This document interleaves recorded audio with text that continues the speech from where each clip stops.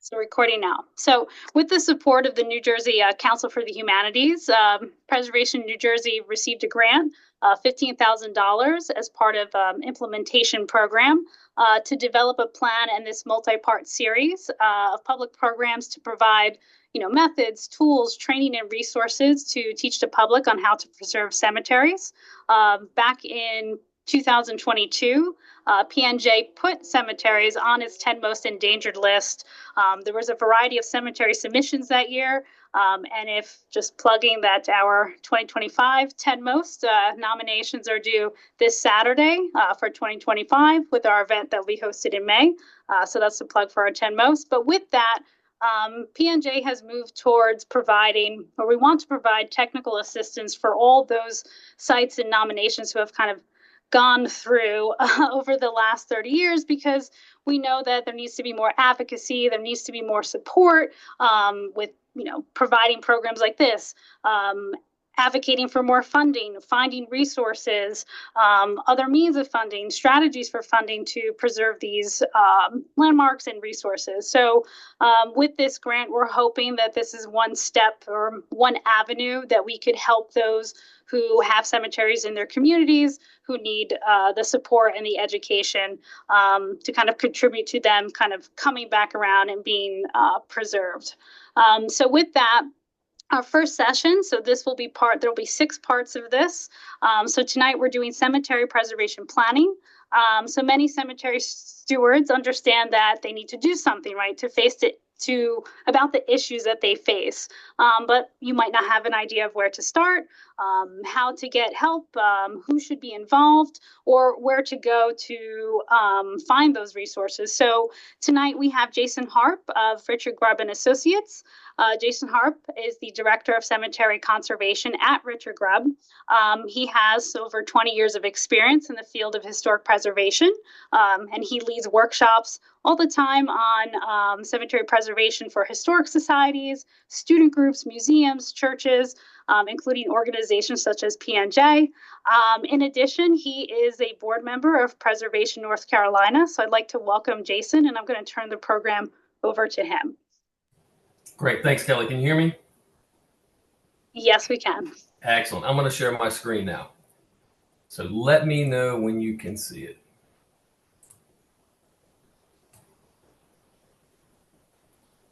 It's loading. Yes, we can see it. Very good.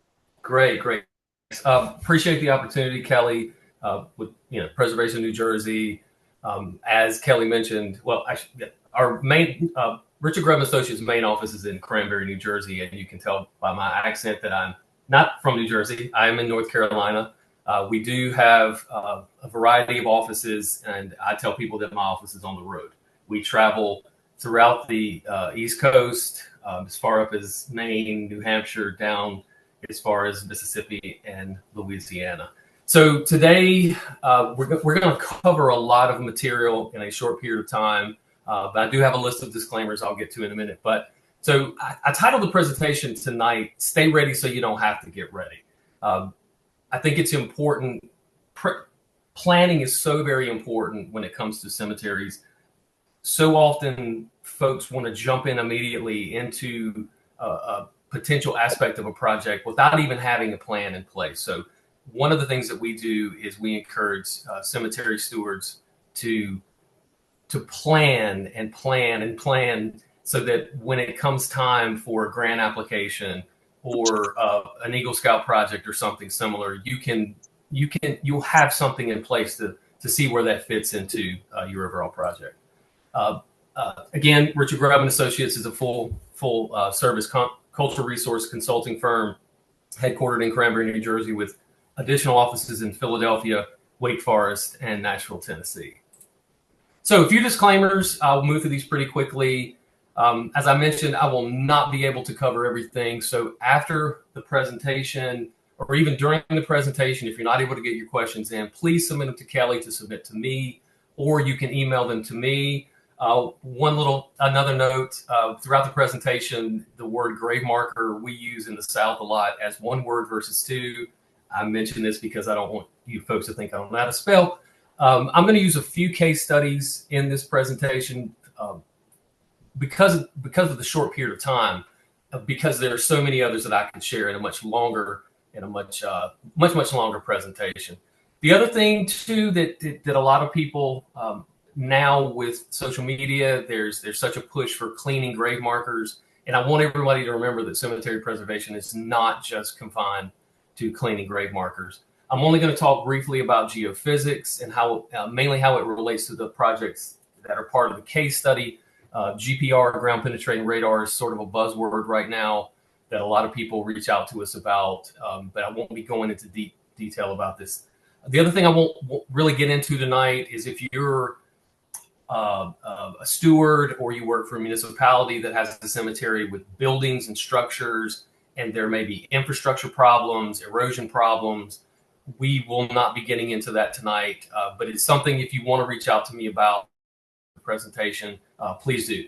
I will be showing photographs of books, photographs, publications tonight. I've tried to provide credit for each one of these photographs in the institution, or the repositories who hold those. And again, please email me if you have questions. We're here to help, so please remember to do that. And also share things with me. If you have specific issues in your cemetery or interesting things that you want to share with someone, I'm here. I want to learn from them. I want to help you understand them. So please remember these things. So what is the difference? We use these words a lot of times interchangeably, or folks will, just say we know we need to preserve, but what is the difference? And one of the things I encourage folks to do is learn the nomenclature, learn how to speak the language. So for preservation and conservation, what we're talking about is stabilizing and protecting grave markers and other features for posterity. And restoration is kind of like making them look like they were the day that they were placed or set in those cemeteries. I like to use this from Prince George's County, Maryland, their cemetery preservation manual about what is cemetery preservation. It is, the retention of historic features within the cemetery, both hardscape and softscape, through conservation, maintenance, and repair. The importance of preserving your cemeteries for community groups, individuals, and municipalities is to protect all aspects of the form, features, and details. And the preservation also includes things like cleaning up the site, repairing not just grave markers, but also fences. If you've got historic fencing that you're missing components of it, I'll show some photographs of this in the report. Maintaining your landscape, understanding, do you have wildflowers growing in your cemetery that you need to maintain, and also resetting things so that not only they look aesthetically pleasing, but they're out of the way of modern machinery that could eventually damage them. You'll hear me say throughout the presentation that I just can't overstate how important documentation, research, and planning are. They are so crucial and are so important to help guide your organization, your municipality, your church throughout this entire process. So they're so very important throughout the process. And preserving our cemeteries ensures that our social, cultural, and historic values and heritage are available and for future generations to learn from. So as part of cemetery preservation planning, there are a lot of different pieces of this puzzle. And when we write these large cemetery preservation plans, we try to take into account all that's involved and all that you need to address. So I've just kind of pointed out some of these. When I mentioned organization, there are various types. Some cemeteries are municipal cemeteries, some are owned by nonprofits, some are owned by private organizations, and also there's some where the legal ownership is in limbo. That's another thing I won't be going into deep detail about tonight, but I do encourage you, if you're in a situation where you're not really sure, you probably need to consult some legal counsel about that. I just spoke with a cemetery steward on Saturday over the weekend about this is a steward that we've had a lot of involvement with over the years, and it's actually one of our case studies. And as we were talking, one of the things she pointed out to me is how important your mission statement is. I mean, from the beginning, whether your organization is just starting, you're in another iteration, a mission statement is so unbelievably important. It's important to involve your community, determine who within your community is interested, who has ancestors buried at the cemeteries, and use these folks in addition to others to further your mission through community outreach and involvement. And I'll talk a little bit about this throughout the presentation. I've already said research and documentation, which I won't go into right now because I've got slides about it. Evaluation, that is kind of an overall blanketed evaluation of everything from your roads, whether they be gravel, whether they be asphalt, whatever, grave markers, your trees, that type of thing. Prioritizing, these things are very important because they can help with your fundraising, your grant writing. Again, the landscape kind of ties back into some of the other things I mentioned. Maintenance and groundskeeping. One of the biggest issues that we hear from people is maintenance. Maintenance. What do we do? Our cemetery's large. We don't have enough money. What can we do to limit the amount of money that we're spending to keep the cemetery maintained? Also, the effects that an active maintenance program has on grave markers and monuments, fencing, other features. They can cause a lot of damage if not taken into account. Site interpretation and outdoor signage, very important. I will show you photographs of signage, specifically rules and regulations, interpretive signage at various cemeteries and how important it is for people visiting your cemeteries. Grave marker and monument care, it goes without saying in our case studies, which I'm going to jump into. And then additional resources. I failed to mention that under research and documentation is important for your cemetery itself. The research into the development of the cemetery, the decedents who were buried there, the documentation of the above ground features, so many things that are important to research and document. But there's also the aspect of research of learning what resources are out there, what other potential partnerships are out there, what other networks are out there. Because so often we operate in a silo without thinking, I need to go online or talk to other folks to determine if there are other folks who are experiencing the same things that we are, and how can we learn from the experiences that they've had and potentially contribute to their efforts as well. These are some sections of a lot of our cemetery preservation plans, a lot that I've already addressed. So these are things I've always put in my presentations to keep in mind, whether you're not even an organization at this point, newly organized or recently revamped. Figure out who owns the cemetery. I've already mentioned the importance of determining ownership. You need people from different disciplines.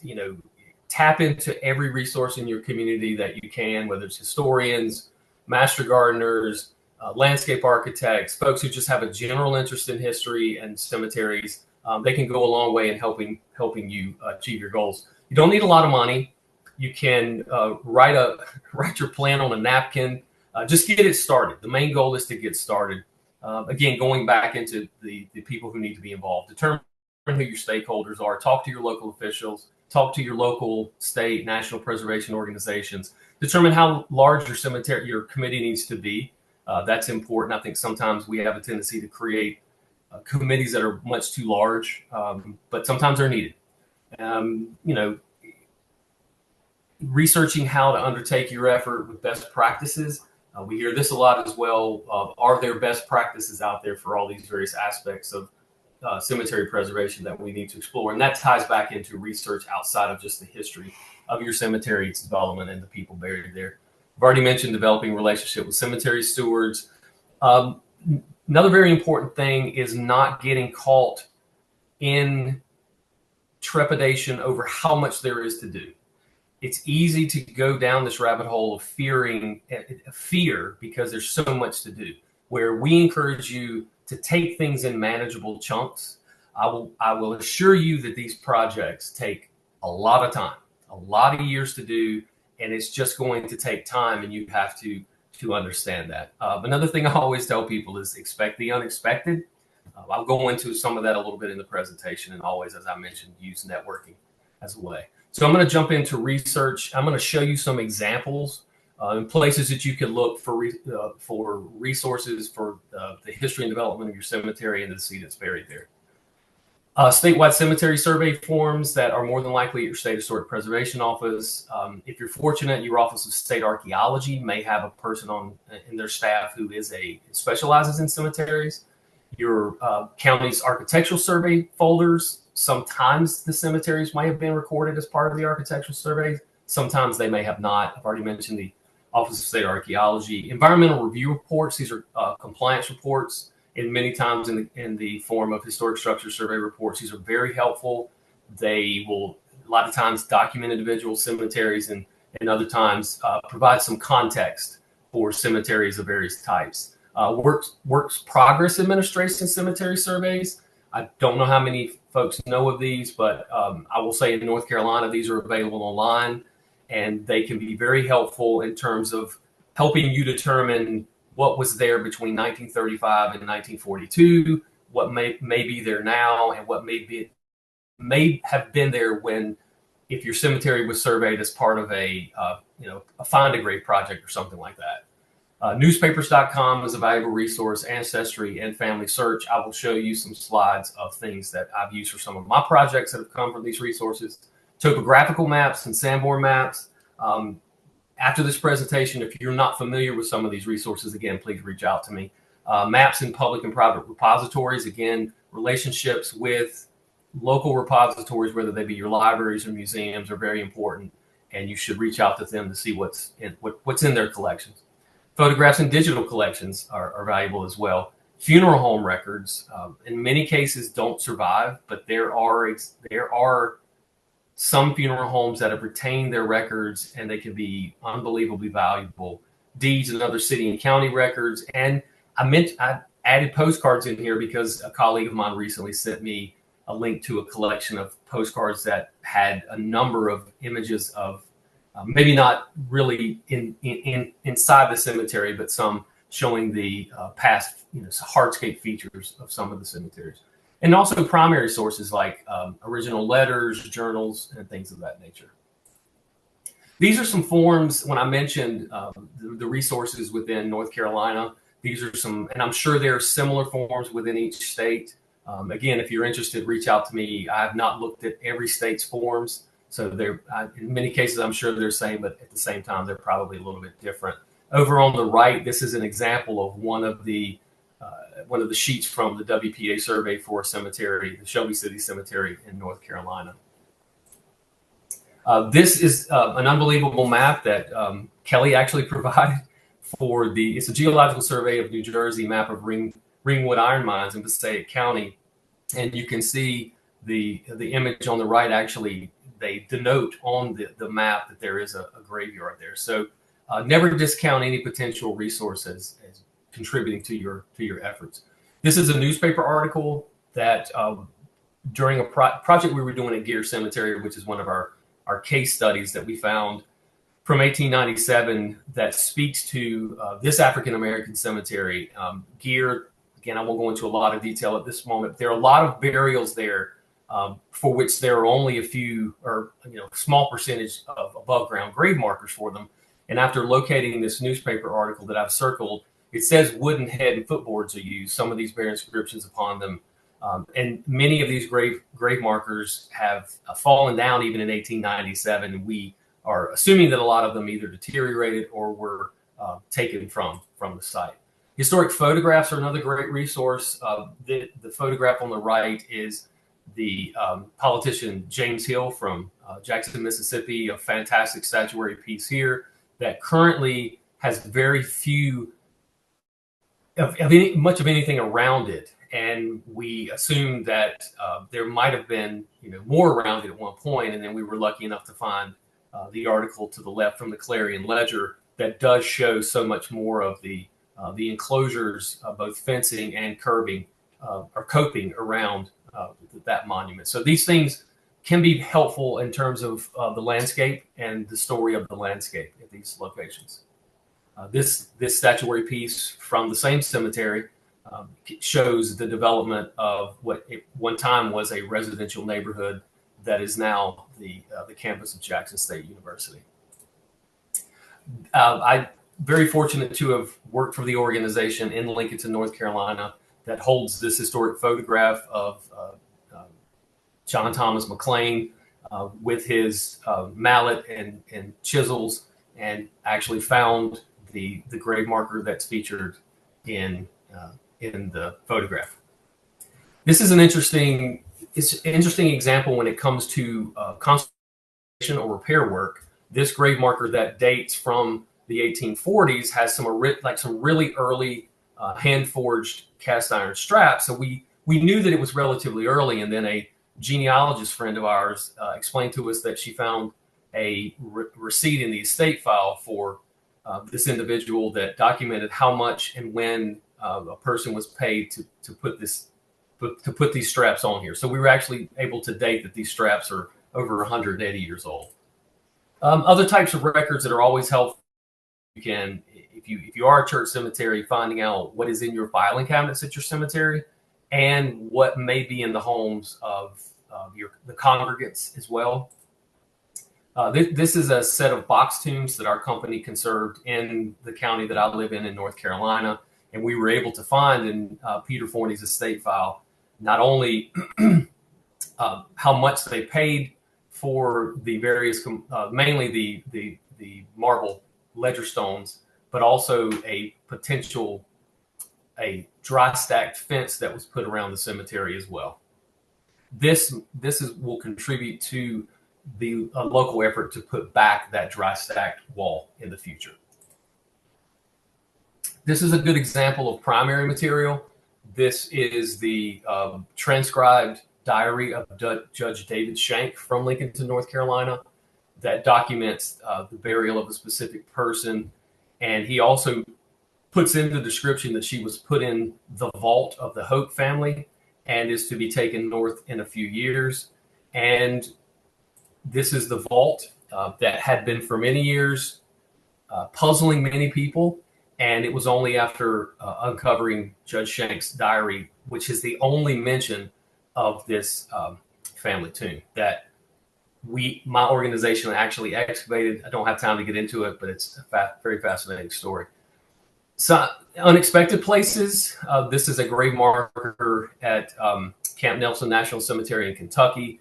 We've done some work there, and a great place to look for these and is things like Sears and Roebuck's catalogs, as well as Montgomery Ward catalogs. Also fencing. This is a project that our staff was able to find online, a page that shows the exact types of the fencing around this small plot in Tennessee. A project we worked on for a number of years in Jackson, Mississippi, they have been able to restore stretches of their cast iron fencing and wrought iron fencing around a number of burial plots. They did not have to seek primary resources for this. They still had extant stretches of this fencing that they were able to use. But again, another resource, and as well, luckily having some restoration contractors that still can do this type of work. So documentation. It is, again, very important that you document it, whether it's on paper, whether it's with your digital camera, whether it's with iPads. It's just very important for you to document what is in your cemetery. And not just the grave markers. This is a tree survey and assessment that was conducted at Greenwood Cemetery in Jackson, Mississippi. From this survey, the Cemetery Association was able to able to acquire some funding to address some of the unstable or trees in the cemetery that needed to be trimmed, and has enabled the Cemetery Association to avoid a lot of damage from dead trees or dying trees and limbs. But it was important to have this survey and assessment before they began looking at what to cut and what to leave. These are just types of things, again, related to documentation and understanding what's in your cemetery, understanding what kind of native plants you have there, native trees, grave goods, and things of that nature. Because in a lot of cases, if you have someone go into this setting that doesn't understand what a yucca plant is, then they may just cut them all down. This is the grave marker at a cemetery in First Presbyterian Cemetery in Elizabeth, New Jersey. I use just to point out how you should look at every aspect of a grave marker to see what's on it. In addition to the funerary art, you should also look to see if there are stonecutters marks. The photographs on the right shows that it was cut by D. Jeffries. Geophysical surveys as a part of documentation. Again, I mentioned I wouldn't go into deep detail, but one of my case studies is cemetery in Durham, North Carolina, where my company was fortunate enough to do a number of projects there. Number one, the photograph on the left shows a ground penetrating radar survey of a carriage path that runs through the cemetery.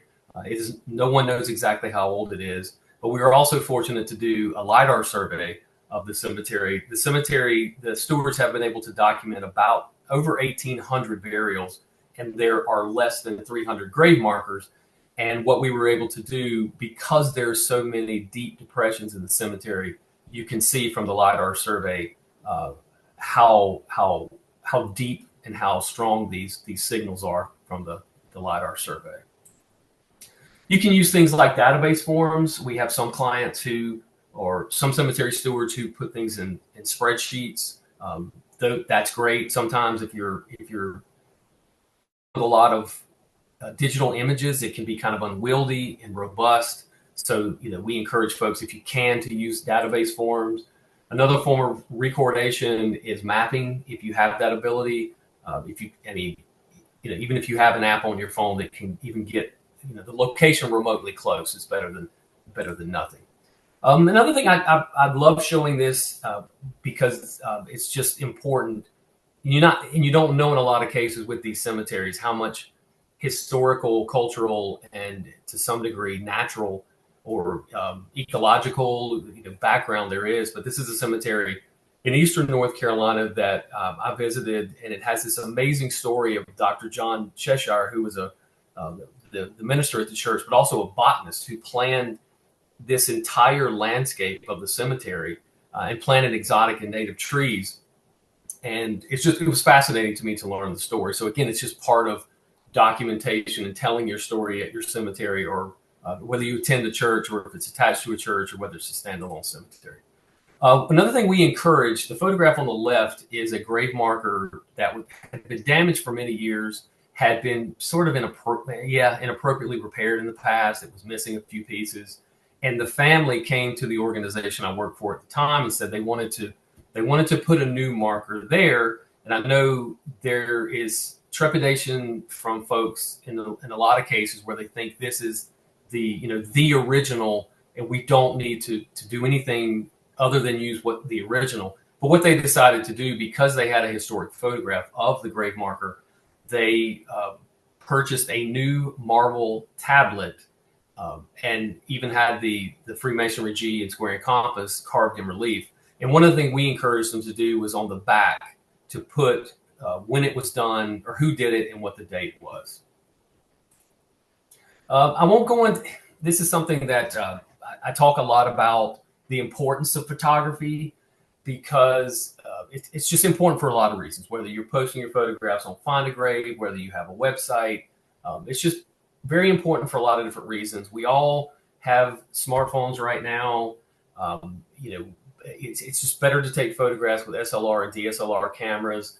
There are a lot of file hosting services that enable you to upload your photographs from your smartphone. It's important that when you go out there, because you have the ability to store so many digital photographs, take as many photographs as possible. Take tons of them. It's just important for you not to take the photographs. And I'm going to show you some photographs of grave markers that show you exactly what I'm talking about. These are just some other details about if you want to play around with lighting, because sometimes when you go out to a cemetery, the sun may not be hitting one side of the cemetery that you're interested in photographing. So it's important if you have the flexibility and the financially can purchase some of these things to do this. These are just some examples of photographs that have been sent to me that I can't really do anything with because I can't see the full breadth of what's going on. So I'm just going to show you some examples. Obviously, with this grave marker, I can see that it's damaged, but I can't see all that's going on. Photograph on the left, we don't know all that's going on. Photograph on the right is from Find a Grave that the photographer seems to have just been interested in taking this for genealogical purposes instead of other purposes as well. These are some photographs that I took some of these photographs. I have some friends who took some other ones that just show how your photographs should look.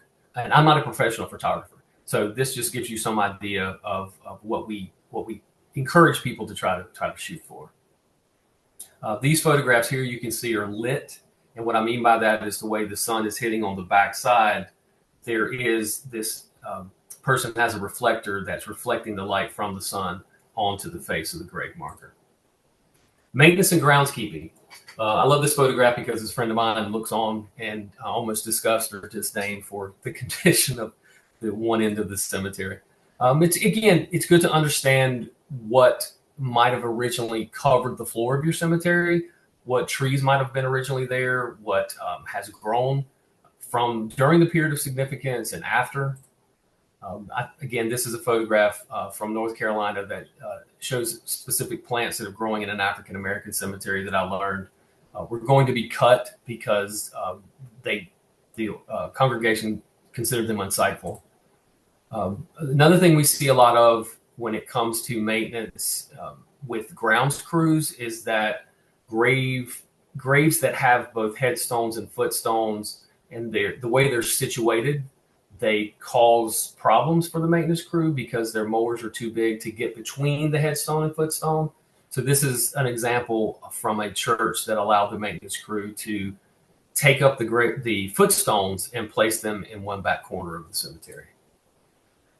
We see a lot of grave markers damaged from lawnmowers and weed whackers. This stone here is made of soapstone, which we see a lot of in my part of North Carolina. It's very soft, and with a weed whacker, you can do a great deal of damage.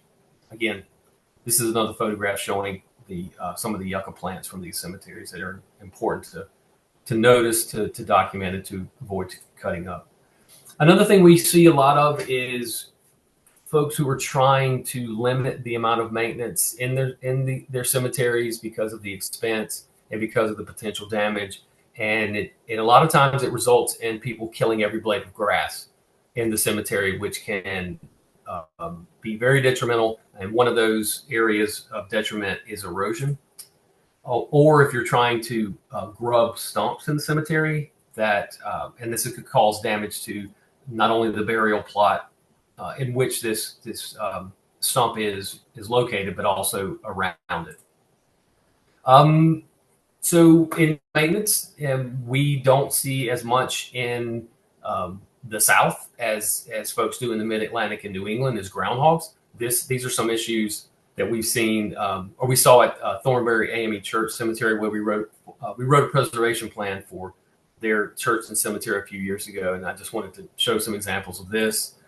In the South, we do not see as many issues from groundhogs, but we do see a ton from fire ants.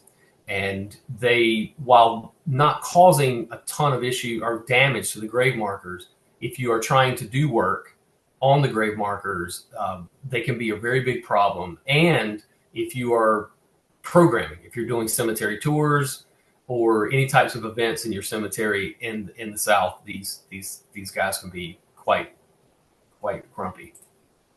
I have been working with a cemetery. We've done some conservation work at a cemetery in sort of the western part of the state, and to limit, or an attempt to limit their maintenance, they're experimenting with centipede grass. So one of the things I've been doing is just tracking with them to see how these things are going. There are other types of grasses and ground cover that you could use that do not grow as fast and do not involve as much maintenance. But I thought I'd show these because they shared these recently, and in order to show me what their effort is proving. Site interpretation and signage. It's really important for you to have some type of signage in your cemetery that basically states what the rules are and what the expectations are for people who are visiting the cemetery. This could be helpful in the future if you have issues with vandalism. You can always contact the authorities and explain that you do have signage in the cemetery that explains what's you allow and what you do not allow. And also outdoor interpretive signs. That's very helpful for folks who are coming to your cemetery to learn about it. These signs can provide historical background, photographs from different types of surveys and things of that nature. These are just examples. These are some other examples from cemeteries where we've done some work, cemeteries in my hometown. Now, something else is very important is community outreach, engagement, and recognition. These are photographs that show this is a meeting that I had with the stewards of the cemetery in Harrisburg, PA. And the photograph on the right is we nominated the Parks, Recreation, and Cultural Resources Department in Raleigh, North Carolina for all their efforts for an award through the Capital Area Preservation in 2022. The National Register of Historic Places, folks will contact us and talk to us about different types of designations. The National Register being listed does not guarantee preservation, and also just because it's listed does not mean it's not. If it's not listed, it's not worthy of preservation. So I'm going to breeze through these things. Some folks may know the process with the National Register, and I just wanted to mention what that process involves. If you're interested, you should contact your state historic preservation office and get their for the consultation on performing it or how to go about doing that, and also understanding that the process does take quite some time. This is just an example of a recent National Register nomination we wrote for a cemetery in Durham, North Carolina, that ended up being about almost 50 pages. This just shows some of the mapping that was involved in that project. So it just kind of shows what all is involved with it.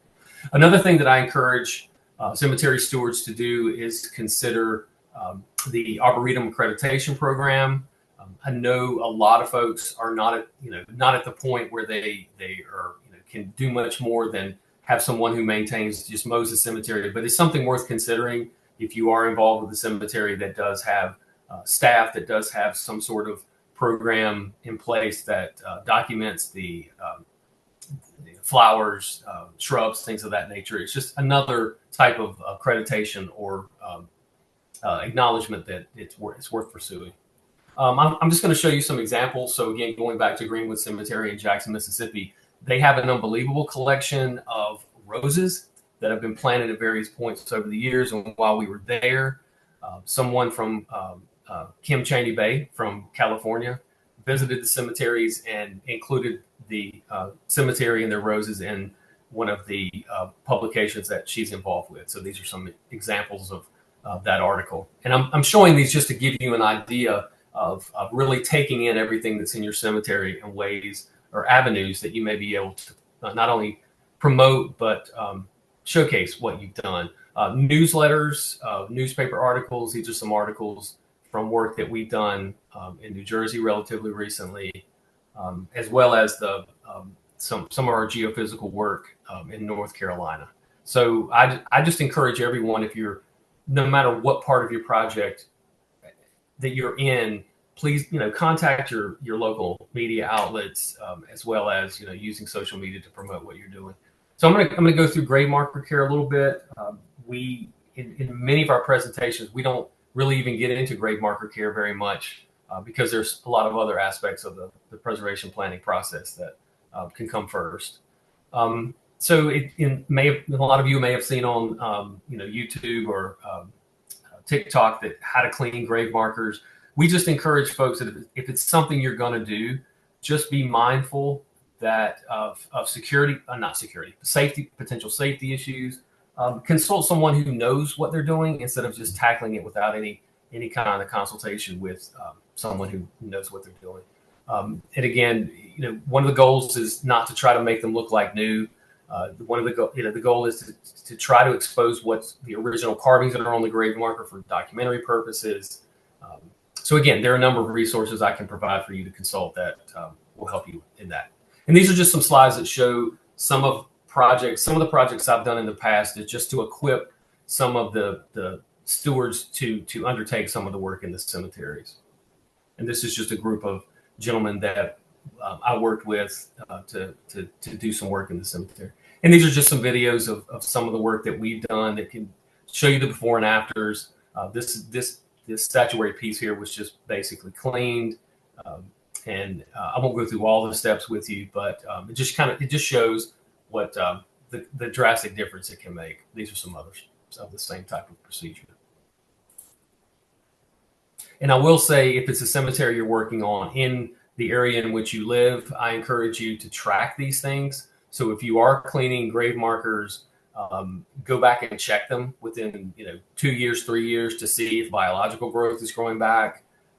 There are a lot of factors that can contribute to that, but it's always if it's in an area where you live, it's always good to track. Don't do these types of things. These are not good for your grave markers. And many of them relate to concrete block and also concrete. These are, again, just examples that I've seen over the years that I've been able to photograph. Plantings can be an issue as well. Pressure washing, we do hear this a lot from folks. We do not encourage pressure washing. For numerous reasons, the adverse effects it can have on soft stone. Again, no concrete. This is an example that I've seen recently, and I think the attempt was to ensure that the grave markers never leaned again, so they began pouring large swaths of concrete around the grave markers. Memorialization. So I know this is something that in a lot of cases is at the forefront of folks for whether it's Revolutionary War soldiers, Civil War soldiers, just folks in general who have achieved some type of acclaim and importance. We just encourage folks to consider the environment and the overall, not just appearance, but uniformity when you're considering your memorialization effort. And you can see from this memorial here that it is much, much larger than the overall uniformity that you see beyond that marker. Also be careful when you're encasing things, especially original early soft grave markers. Your efforts can have detrimental effects.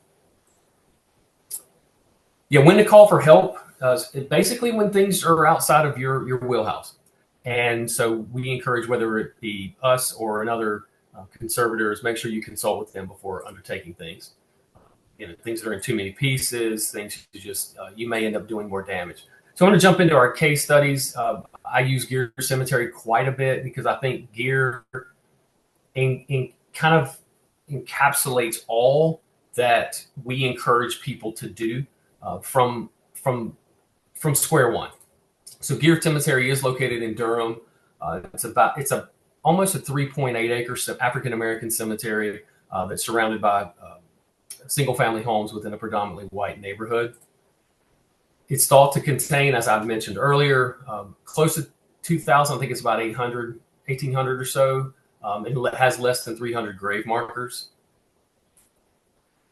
This kind of shows the progression or the expansion of the cemetery from 1877 to 1905.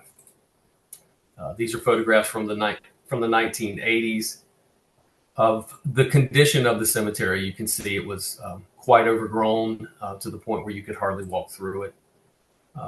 These are just some details about it. It was surveyed by the WPA in 1937, last burials in 1935. It was condemned by the local health department for numerous reasons.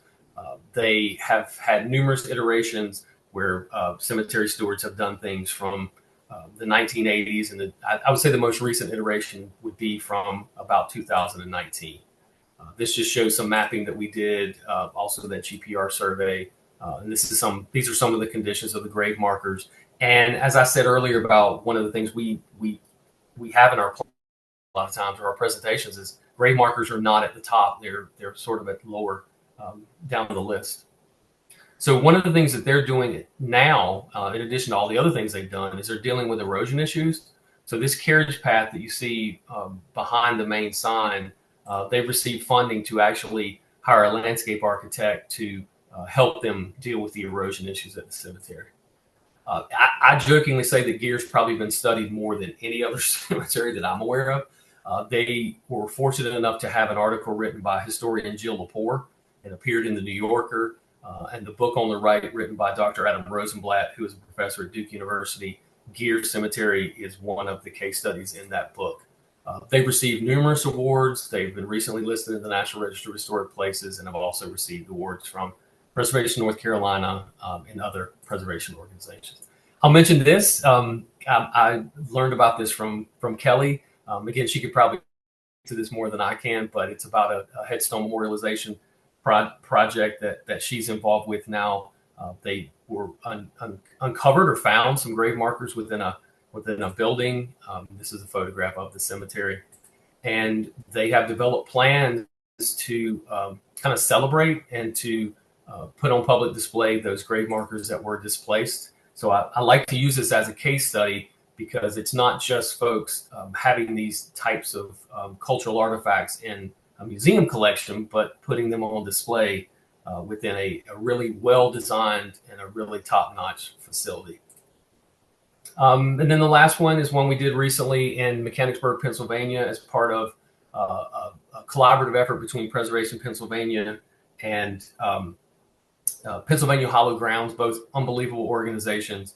The projects were financed by a number of different funding sources, those being the African American Cultural Heritage Action Fund through the National Trust, support from the JPD Foundation and 1772 Foundation helped support, I think it's 14 or 15 preservation plans for African American cemeteries throughout Pennsylvania. So this just shows where Zion Union Cemetery is located, both by residential neighborhoods as well as farmland in rural Mechanicsburg. And the photograph on the right just shows, again, what the cemetery looks like now. Oops, sorry. So one of the things we recommended within our preservation plan was signage with rules and regulations. This shows they do have sort of a circle driveway that affords funeral homes for burials within the cemetery. And they do have gates, so they've addressed security and control, but they did not have any signage for with rules and regulations. But they did receive a grant to actually put up signage that actually does that for their cemetery. Another thing they were able to do is there's an area of their cemetery that they feel like there are burials within that area. And they were able to get a grant, and RGA was able to do a ground penetrating radar survey there. So it's just showing when you have a plan in place and you may not be able to do accomplish all the recommendations in the plan, the fact that you just get moving on small things can go a long way.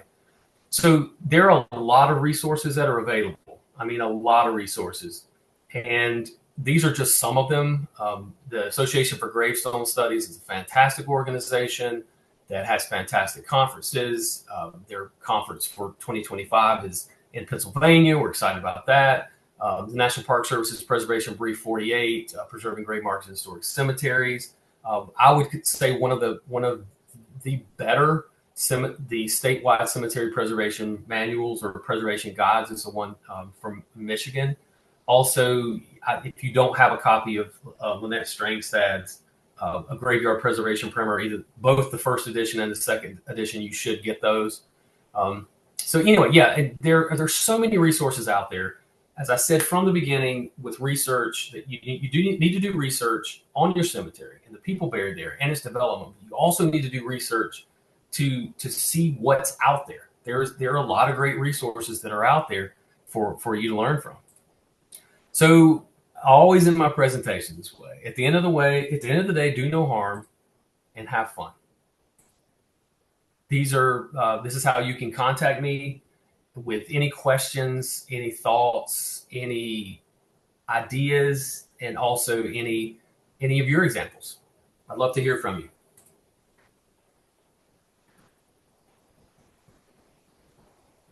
Thank you, Jason, very much. So I'm sure there might be questions, conversations. So I'll leave it open if anyone wants to unmute themselves or use the chat feature to ask questions for Jason. Greg, go for it. Well, Jason, first of all, excellent presentation about, I think, an aspect of preservation that a lot of people have trouble figuring out how to move forward in. Oh, thank you. Question I've got. So I've got a cemetery here in Warren Township, New Jersey, where it's connected to an old Baptist meeting house that we've had control over since the 70s that is registered. And we just gained control of the cemetery, the historic part of the cemetery, about 2 years ago. The nomination does not include the cemetery, it just includes the building. Is there value, you think, to expanding the nomination? And what are the funding sources that would be available by that? Can we tap into like the usual historic trust funding, or are cemeteries in a different funding universe? I would say and I'm going to use my example in North Carolina because I know a lot of SHPOs are different. Different from the perspective that their staff is different. I would reach out to the New Jersey SHPO, and before you begin down that road, to discuss expanding the boundaries to include the cemetery, because I didn't even go into the whole National Register process and how problematic cemeteries can be, and I know there are cases where the site derives most of its significance from the church itself, and that although you may have some people buried in the cemetery who are transcendental in their importance, or it could be from the importance of the funerary art, that kind of thing. I would reach out to the PHFO first, and before even trying to raise any money to pursue it, because honestly, you may be in a position where they may just say we don't think it warrants extending the boundaries of the National Register nomination to include the cemeteries. I would say do that first, but I mean, beyond that, if you wanted to talk about it offline too, I'd be glad to talk to you more about it too. Absolutely. Thank you. Yeah, no problem. Appreciate your comment. Billy?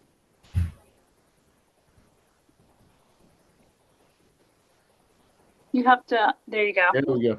Yes, hi. Thank you so much for the presentation. It was really wonderful. And I have to say that, I've been involved with a little bit of cemetery preservation, but this really enlightened me in a lot of ways. Good. Things I would hope that there is some type of compendium or some type of a place where people could go to find resources to do the work. We're fortunate up in North Jersey to have Bob Carpenter. I did an article on him for Preservation New Jersey, and he is a wealth of information and does tremendous work pretty much all the time. But we don't have a way to find other people like him, either nationwide or in New Jersey. Is there any type of compendium of services or processes that we could tap into?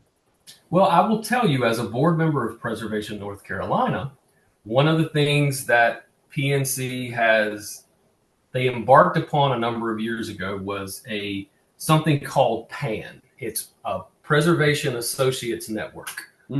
Feel free to visit Preservation North Carolina's website to see. You can kind of see how they have it structured. So they've got it structured so if you want to find a restoration architect, if you want to find a general contractor who has experience working on historic buildings, if you want to find, I can't remember all of them.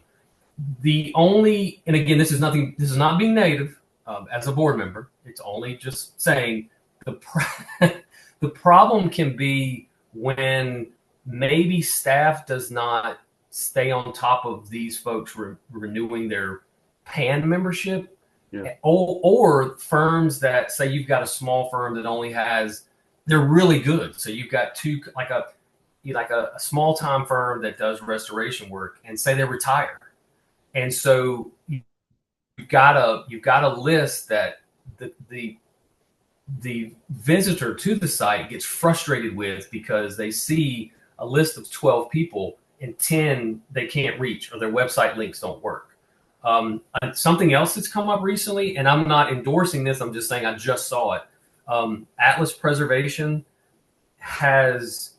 sells restoration and conservation supplies, and I just saw this week, which would have been Wednesday. Yeah, I guess it was Monday or over the weekend, that they're offering folks the opportunity to provide their information through their website as sort of a directory. Right. Mindful of that, one thing I would say is, like anything else you're looking for, whether someone, and I'm not saying cemeteries is like getting your car repaired or your house. I'm just saying check sources, call references, that type of thing. Not only the work itself, but Deborah Garcia Gonzalez with Gear Cemetery, we have talked about the need to have a portal of some sort for people to share their stories, information. I mean, you do have things like Preservation Hollow Grounds. You have the Association for Gravestone Studies, which I'm an active member of, and I think there's been conversation about maybe revamping their website. So I think it's definitely needed. I don't know that I don't have an example right this minute that is like the example to go and look at. But I would go to Preservation North Carolina's website just to see how they got it set up. And That's if you want, that's the pen. Yeah, so if you go to Preservation, I can't remember it, but if you go to Preservation North Carolina's website, there's got to be a link to go to the Professional Associates Network. And I encourage you to take a minute just to click on some of the links to see if some of those folks, if their websites are still active. So I think there's more room for that. Like I said, I don't have a really great example, but I think it's needed, definitely. And I think there's one thing we've tried to figure out is preservation trades.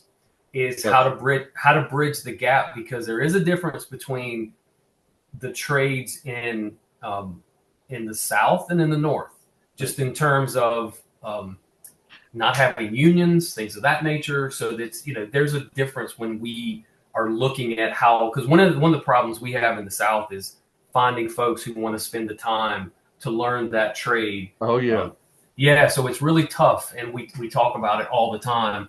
So, and I think that should be a conversation at more preservation, like state level preservation organizations, is how do I know we need to preserve, there's so much we need to do, but I think there's a lot of avenues for us to be able to share stories, encourage, share resources, things of that nature. So I'm sorry for that long answer.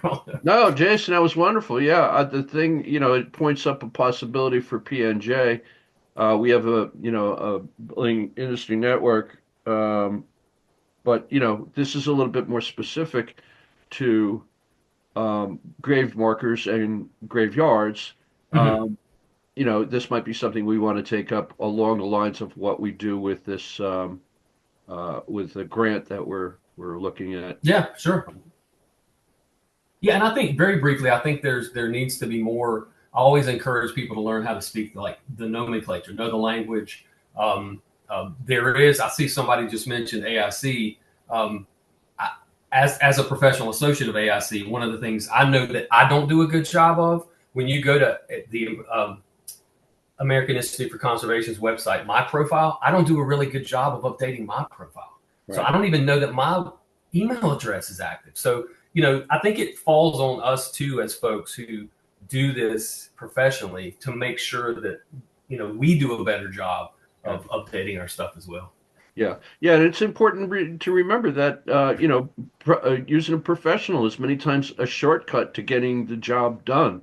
Half the time of a lot of our project is, questioning what's the best methods. Yeah. How do we do this within standards? And, a lot of times a professional go, I could give you 5 minutes on that, and I think we're on the way. Yeah, sure. Thank you so much, Jason. Yeah, if you have any more questions, feel free to reach out to me. Will do. I have two in the chat that I just like to read out loud for you, Jason, and then if anyone else wants to unmute themselves. So one's from Jim. He asked, what has been the most effective way to remove groundhogs, and any products that you would recommend? I do not have an answer to your question. I would call Penn State Cooperative Extension. I do not. It's not groundhogs. We're kind of trying to address that with fire ants in the South. And it's, from what I understand from folks in the Mid-Atlantic and New England about groundhogs, is it's really, and I'm assuming this is why he asked this question, is it's very difficult. And it's almost, I don't want to say impossible to completely rid yourself of them. I don't deal with them a lot, because a lot of our stuff is in the South and we're spending a lot of our time, but I'm more than willing to help. I just know that some of our preservation plans we've written for cemeteries in PA, we did reach out to like Penn State Cooperative Extension just to see what kind of materials they have to recommend. And I'm more than happy to share that. Thank you, Jason. And then the other one in the chat is, if a cemetery is orphan, can we just start stewardship? If it's what now? Orphan. Orphans? Oh, okay. What I would do, I would talk to an attorney first. This has come up with some of the cemeteries we've worked with where, if I understand correctly, in PA, if it goes to like the orphans court, that I don't have a really good answer. I would just consult an attorney first, because what I don't want you to do is get started, and for some reason that there is a legal issue and it's not where you think it is, and if it's not, if an individual or a family owns it, I don't want you to go out there and it's like they charge you with trespassing, or you go out there and get hurt. That's what I would say. I would, and if you'll put me, or Kelly, you'll have that person email me.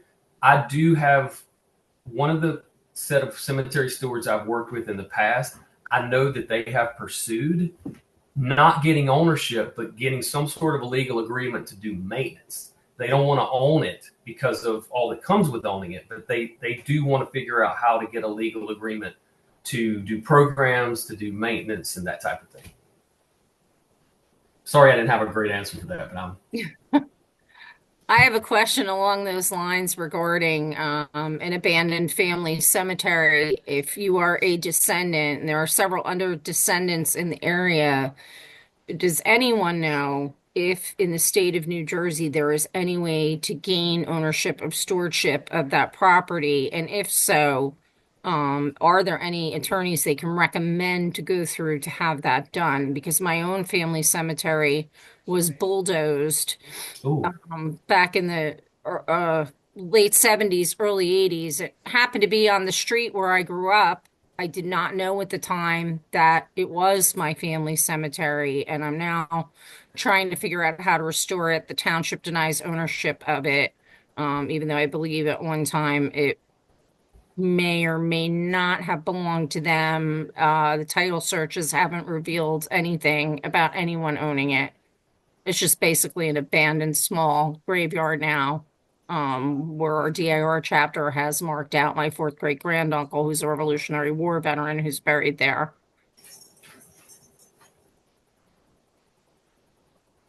Any advice? I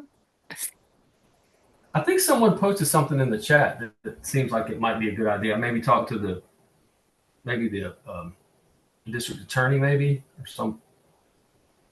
We don't have a district attorney. We have a township attorney, but the township denies any ownership of the property. Oh, okay. Well, So I tell you it's what. basically just abandoned, but finding an attorney and going through the historic preservation course, there's no one that can seem to recommend anybody that knows anything about cemetery law in New Jersey, or who would have jurisdiction over any completely abandoned historic cemetery.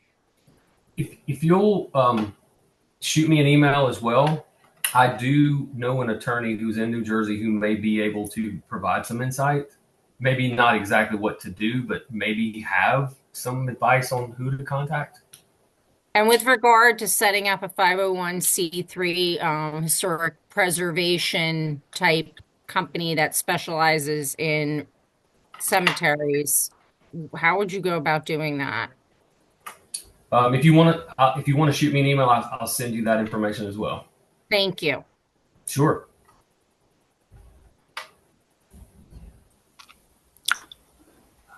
A question for you, Jason.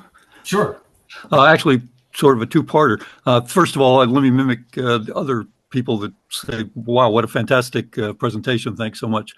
I am the parish historian for the oldest Episcopal church in New Jersey, St. Peter's Episcopal in Perth Amboy. I'm not part of the graveyard, but I do have a lot to do with it. And your comments about the cleaning and stuff like that, this is something that we're old. The church building, the church building doesn't go back to 1718, but the original building did. So we have a lot of graves in there, Revolutionary War, somebody mentioned others. We're well before that. We started worshiping in 1685, built the first church in 1721.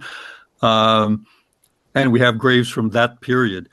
And some of the particularly Revolutionary War graves give you, like, I'm curious about the cleaning and stuff like that you went into, and hopefully we'll rewatch this with people that are involved in that. But two questions about should you not clean, I guess is a way to look at it.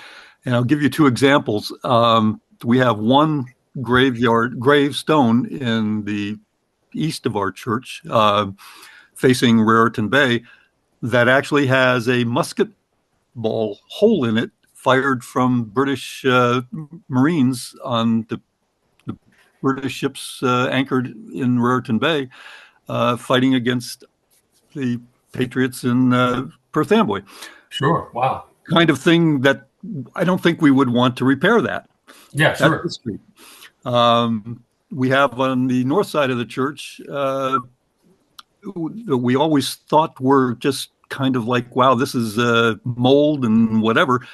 And we had some folks from a really good outfit, mother-daughter team. Let me go back to the Wise Owl workshops.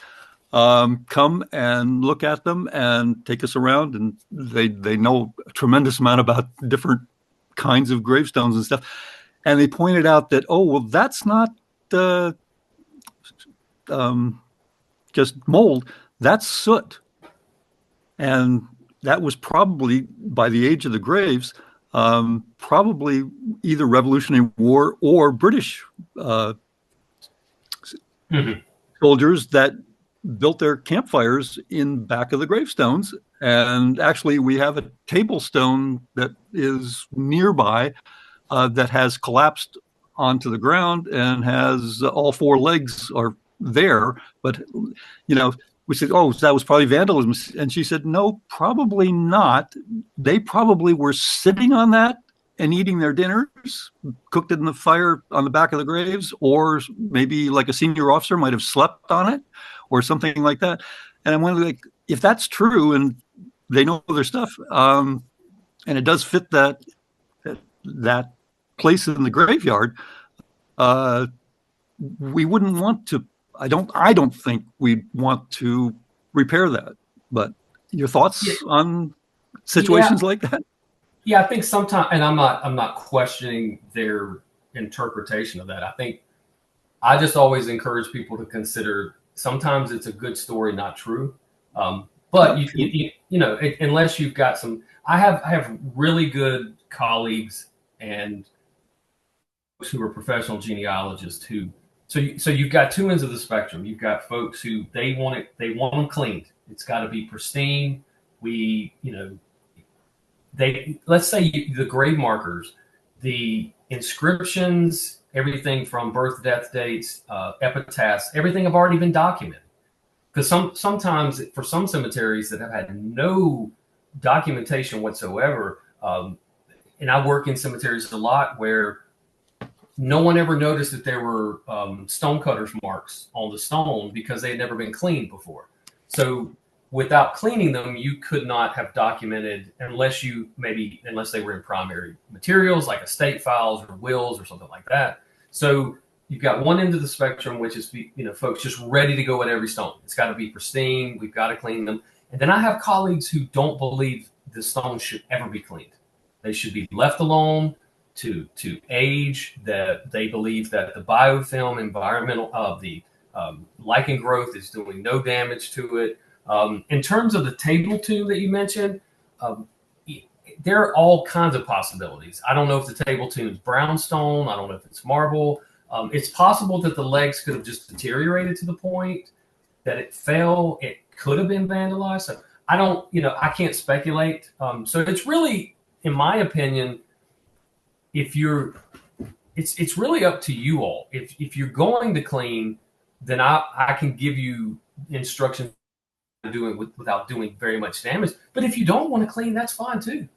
I mean, it's really up to you all. And I think it's part of the story that you tell as stewards of your cemetery, that as part of your story, you've made a decision that you are not going to clean these because of you don't feel the need that they need to be cleaned. That they're another thing I always tell people is when it comes to cleaning stone, if you've got stone that's outside, it's going to stain, whether it's lichen growth or whatever. So another thing that just came to mind is as part of a preservation plan for a let's just call it not just a set of like a small nonprofit, but a big group that received grant funding to do work.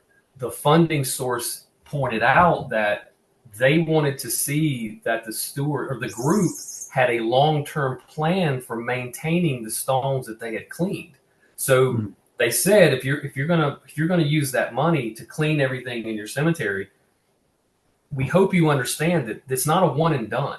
It's likely that within the next 3 to 5 years, you're going to have to clean again. And so are you planning to, what are you going to do? Where are you going to find those funds to do that? So I think there are a lot of things to consider. And as I pointed out earlier in the presentation, it really, these things can go on and these conversations and these stories. And so I think it's really up to you all, as long as if you decide to clean, that you're not using improper chemicals or you're pressure washing. Right. Yeah. So, if you decide to clean, then yeah. But if you decide not to, you're okay too. It's part of your story. Yeah, well, I was, that's the track that I was thinking on as the parish historian. This is history lying on the ground here, and we're pretty darn sure that they were there because they actually threw us out of the church for 6 years of the Revolution. Oh, okay. And in fact, they actually took out all the pews in the church and turned it into a stable for their cavalry horses. Oh, okay. And we had to replace the church eventually with all the damage that was done by both sides, to be honest. We have our new church is from 1851-52. So, but that had to replace the old one. And so we know that they were there, and we know that they actually kicked us out because I was actually on the historic documents committee that went through some old historic documents, and we found our vestry minutes from the Revolutionary War time period, and we had 6 empty pages. This was their, British sense of humor in the colonies that, we stopped, and 6 pages later we were back. So. Wow, that's amazing! Amazing. So we know they're there. That this happened. So it's not hard to believe that this would have. That's true. We knew they were camping in the graveyard. So that's a great story. The damage, almost certainly. Yeah. Anyway, thanks for the. Thanks for the question. Yeah, for sure. All right. Well. With that, just to respect everyone's time, and Jason, again, thank you so much for joining us this evening, and all of you here. What an excellent turnout. Can I say one thing? Sure. Do not forget to support Preservation New Jersey. Yes. If you're not a member, become a member. If you're currently a member, increase your annual contribution. Yes, thank you, Jason, very much. And with that, if you enjoyed this program, remember this is part of a series. The second part, which will be on research and recordation, will be a month from today, March 25th. It will also be virtual at 7 p.m. And our first in-person workshop at a cemetery, location to be determined soon, is April 12th and 13th, so we can get our hands dirty. And Jason will be coming out to New Jersey to host that program as well. So please follow us, please be a member, and thank you all for supporting this program and coming out this evening. Thank May you. I say one thing before you completely sign off? Yes, because it'll shut it all down. Go for it. My name is Judy Welshons, and I'm the Deputy Executive Director of the New Jersey Cemetery Association, which represents about 400 cemeteries in the state, some of which are abandoned. And I am so excited because I've been trying to make a real connection with your association since, I don't know, 3 or 4 years ago. And not your fault, health issues on my end. Anyway, I'm going to I've already left a message to become a member as an association. So, because I think we have a joint interest, even though many of our cemeteries are, most of our cemeteries are run by corporations. They are not family-owned cemeteries. And the cemetery law that governs us probably is not going to help with figuring out how, who has ownership, but perhaps we can research that together in the future. So thank you for doing this. This was very educational. I've been in the industry for over 30 years at this point, and I learned a lot tonight. I really did, but I'm just excited at the prospect of being more involved with your organization as well. Thank you so That's much. it. Thank you. And again, thank you to everyone. And I know there are some questions, so I'll be in touch. You'll get resources. Judith, you'll hear directly from me soon. Have a great night, everyone. Thank you. Thanks, Kelly.